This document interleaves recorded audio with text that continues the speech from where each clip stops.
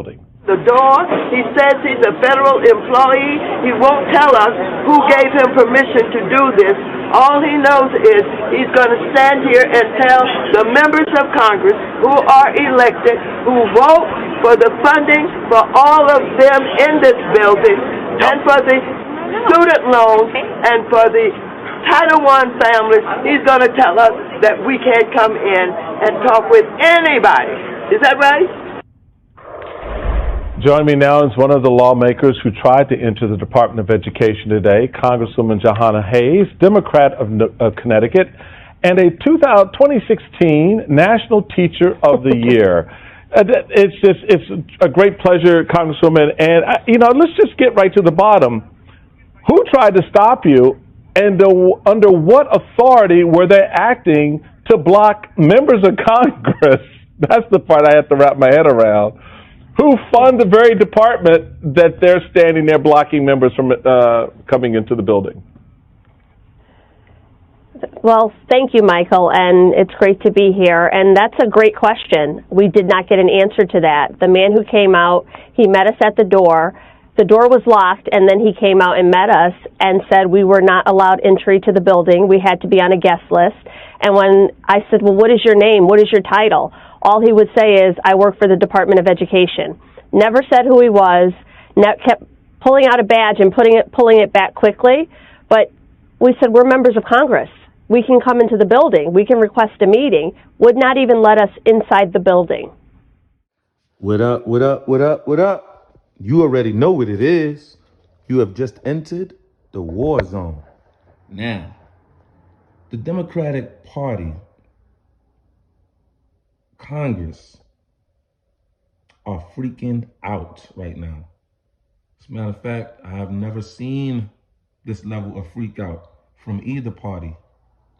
Both parties have been battling for years. Since I've been alive on this planet, the Democratic Party and the Republican Party have been going to war for years. I have never seen one party freak out as much as I'm seeing the Democratic Party freak out right now. Why are you freaking out? Because Trump wants to turn over his books and see what's going on within his books. I don't understand this, Congress. Why would you claim to have any type of influence on any type of grades or any type of learning mechanism within the schools of our local construct when you have no part in what the state is doing with the schools in their cities? Just don't understand it. You don't control anything going on within the schools, within the actual schools.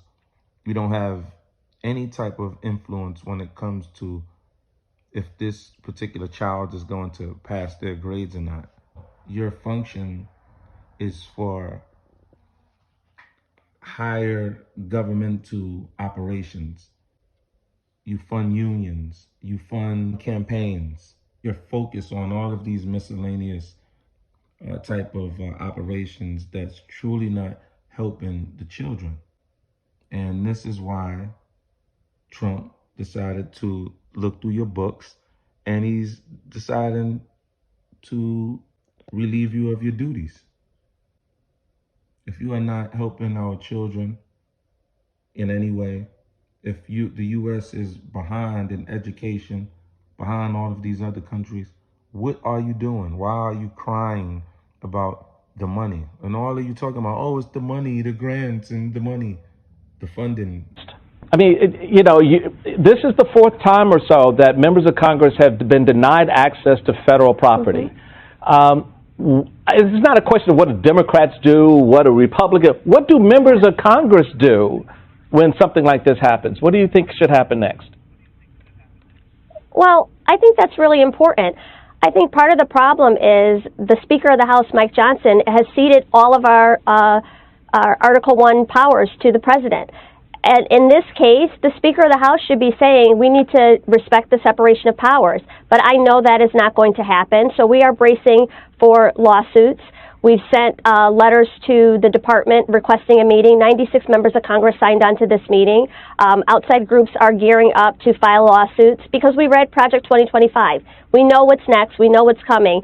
And Elon Musk and Donald Trump, this whole administration is going play by play in what we saw in this Project 2025. But one thing I don't think people understand. For me, it was important to go to the department because and request this meeting because I'm open to, if you want to audit the department, if you want to make reforms, let's talk about it. Let's work together and see what we need to do. They don't want to do that. They want to tear everything down, just like they talked about in your last segment. And I hope people understand what that means. A lot of the things that Republicans are complaining about that they don't like about the department with curriculum and things that happen in the school, those are local issues, not decided by the Department of Education. What the department does handle is the $1.6 trillion in student loan funds, special education, making sure that students aren't discriminated against, collecting data and statistics from school, preparing educators to teach our students, running Title I programs for our lowest income communities. All of those things will be affected. And people need to understand, if those programs are cut, one of two things are going to happen. If the department is cut, one of two things are going to happen. Either those programs are going to go away, or their taxes are going to go up to fund their local school systems. Our children deserve better. 49 million children attend public school in this country. And for Elon Musk to come in with no planning, no forethought, and just plow through these agencies with no plan to rebuild them or what's going to happen to the people that are affected is just completely wrong. And the members of Congress are going to stand up to that. Prevent that from happening. But USAID is a horrible organization. And I'm thrilled to death that they're going away. Thrilled to death.